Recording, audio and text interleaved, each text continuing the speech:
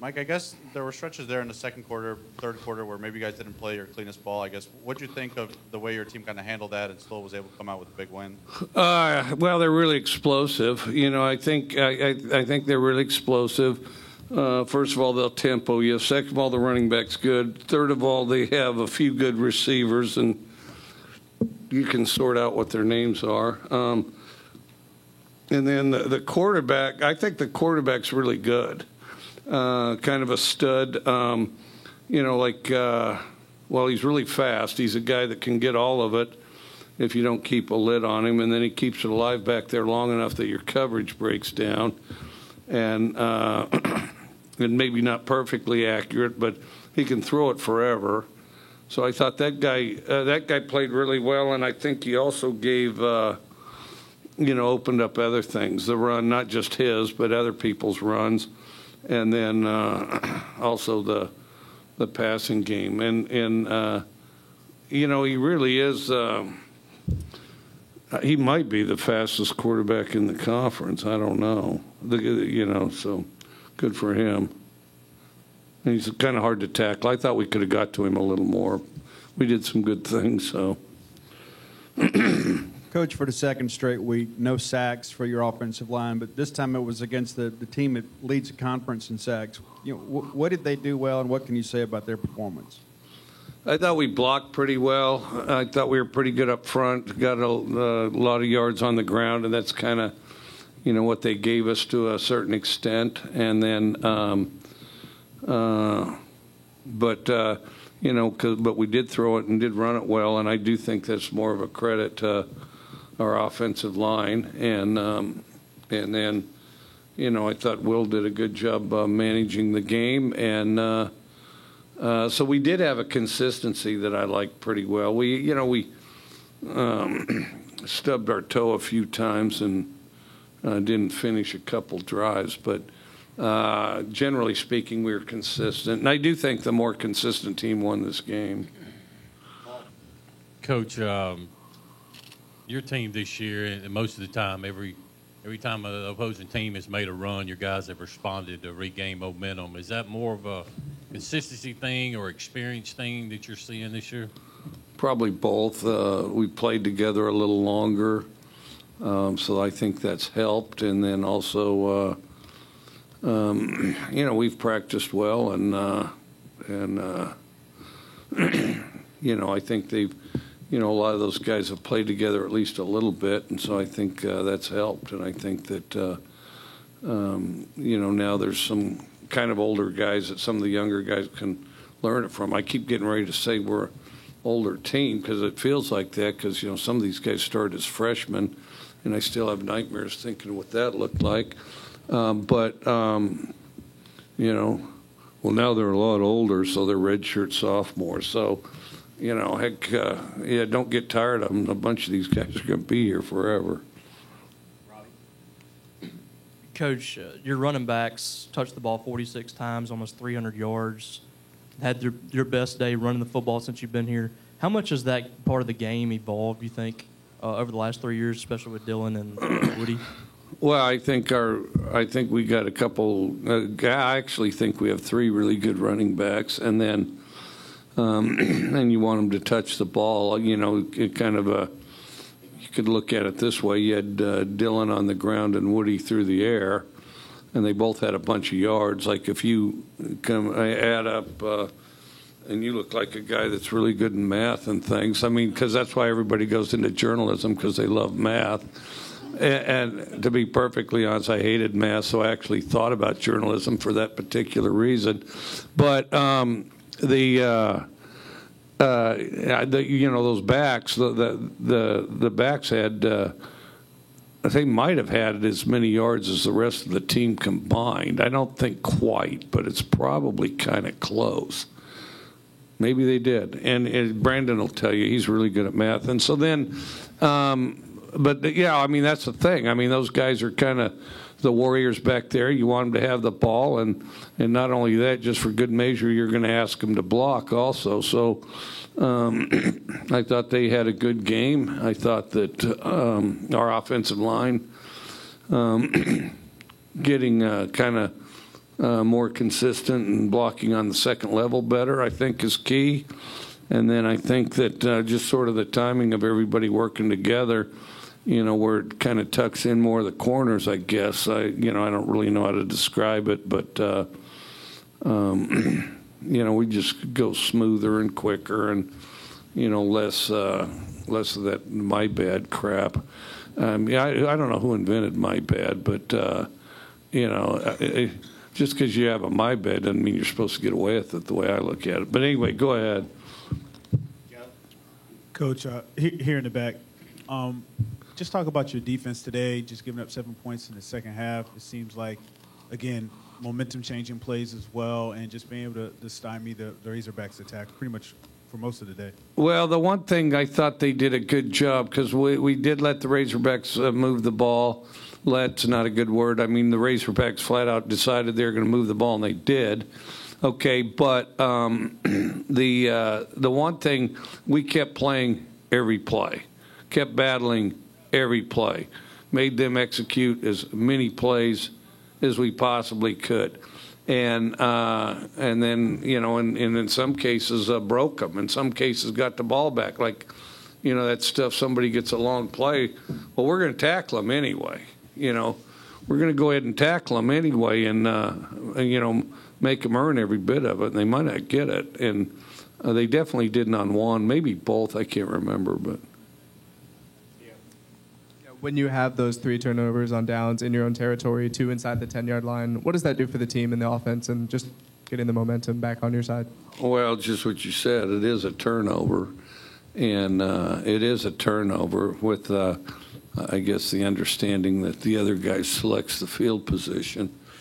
But I think that, I think it was good. I mean, we were tough on fourth down, and it was key to be tough, and it was also key to be ahead, so that in some cases they had to go for it on fourth down when maybe they didn't want to. Coach, talking to the SEC network quarterbacks yesterday, they said one of the Will's great strengths is he just doesn't give them plays. He keeps looking downfield and doesn't drop his eyes. Was that what made those 2 scramble touchdowns possible? I think so. One of them I thought he could have thrown earlier. But if you're late on it, you don't want to force the thing. And so he's pretty good about not forcing things, which is a good quality. And then the other one, they had it pretty well covered. And even now, I don't know how he threaded it into to Austin there. There's not a lot of guys or receivers or quarterbacks that have a lot of completion receptions that look quite like that. I mean, Brett Favre might have a couple, but not a lot. I mean, because he fit that in a very impressive fashion. I don't know how well you saw it, but that's one play I did see extremely well, and it really was quite impressive.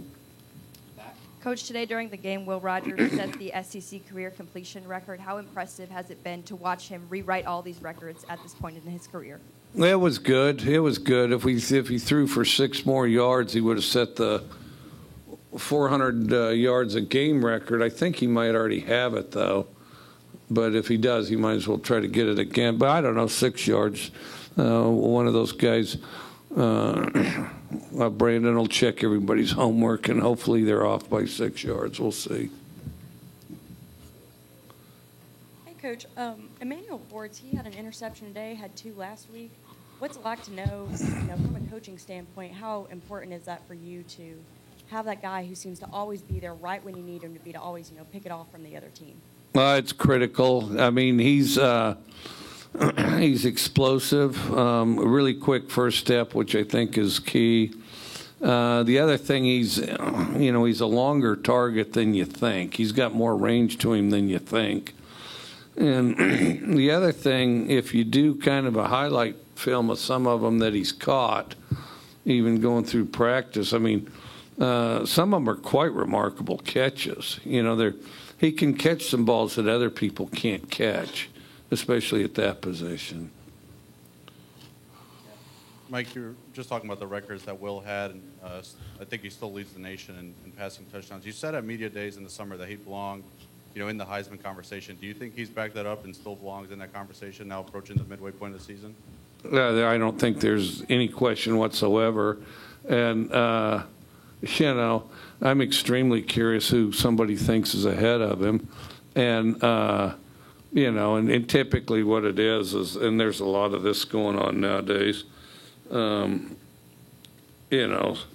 somebody just selects the biggest team that they can think of, and, the ones that they think, might go to the playoffs or be good down the stretch, or the ones that are closest to big media bases.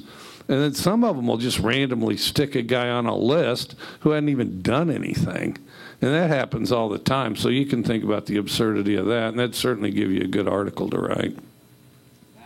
Coach in the back here, good to see you again. David Edelstein from Yeah. JTV, CBS in Jackson.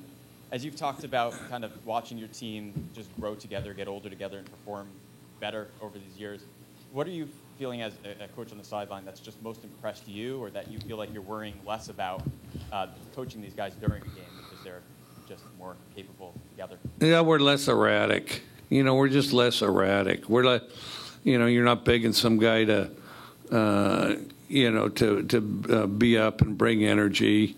We used to kind of be on a roller coaster all the time. Something bad would happen, you'd have to coax everybody to be happy. Something good would happen, you'd have to refocus them in. We've got a more steady nature to us, which I think has definitely helped.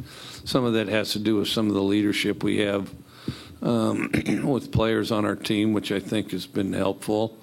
And then, you have a bad series, they'll come back swinging, and then you have a good series, and you know that your chances are pretty good to have another high-effort series, although you do kind of try to keep an eye on all those things. And then I think as a result, all three sides of the ball in a lot of cases have complemented one another. Joel? Along those same lines, Coach, the last 3 weeks you guys have been, pretty complete at a lot of areas of football. And just how proud are you of the response that you guys have had the last 3 weeks? Coming out of Baton Rouge was obviously a disappointment, but the response that you guys have had here at home over this 3-game stretch. Well, I think it's been great. I mean, being here at home is outstanding. I mean, can you imagine, if the game started right now, can you imagine what the energy in that stadium would be like? 11 o'clock game. I mean, that's a pretty sweet deal for the opponent as far as the energy in a stadium. But no, I think our fans have been fantastic. I think that they create a great atmosphere and a great high energy, winning, supportive atmosphere, and yeah, I mean, and those late afternoon, early evening games are really special because then they just let it rip with full bore. So Close it out, Steve. Coach, you kind of made headlines years ago with those huge offensive linemen. People kind of likened it to Space Invaders. But this group that you have, maybe not the prototypical air raid Mike Leach offensive line. Maybe what does it say about those guys who are maybe a little bit undersized and how well they're playing for you right now? Well, I think they're doing a good job, and we have a little better feet than some of the O-lines that I've had. But, and I've always been one that likes getting as big as possible because, you're when you really get good, you can marinate them in the weight room for a year or two, and then you get the feet right from there. But I have always liked big, though, and it's funny. I remember growing up, two really good teams. You had the Pittsburgh Steelers, and their offensive line was always small. When I was at Kentucky, I had the opportunity to meet Dermontti Dawson. And then also I met Mike Webster one time. That was just amazing. But they always had small, really good feet, really active guys. And then you had the Oakland Raiders, and they just had monsters. I mean, just big people. And, it was a long ways just to even run around them, So, no, I'm a big O-line guy, and I make sure everybody in that room knows O-line's the most important position. But they better carry that responsibility like that, too.